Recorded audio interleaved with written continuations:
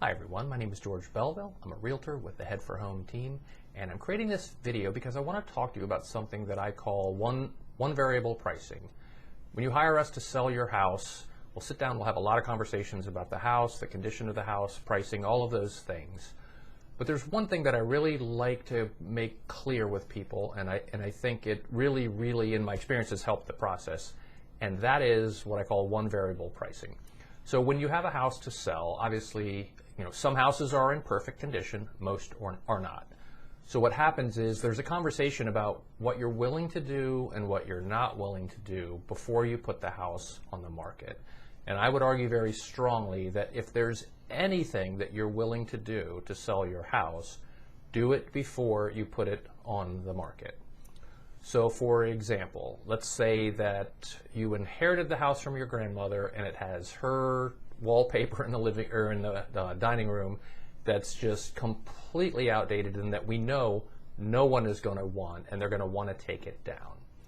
So my advice would be to take that down. And what happens sometimes is people say, well, let's try it like that, and then if people don't like it, we'll take it down.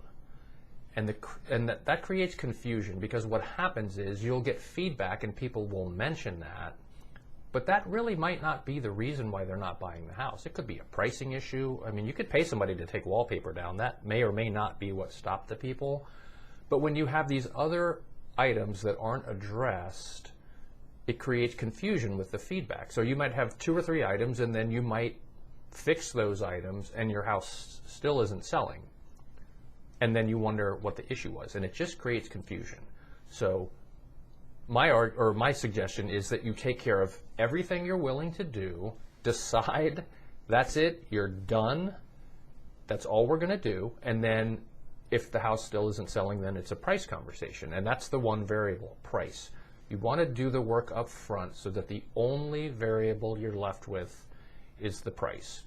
That way, you've done the work, you've spent the money, whatever it is you decide to do to sell your house, you're left with that one variable. So if you've done what you're going to do, you're okay with that, you're not going to fret or stress about it, because that's part of the issue, is it creates a lot of anxiety when you have all these variables, and you're getting feedback that, or the house isn't selling, which is, the most important feedback is an offer. That's a truism in this business.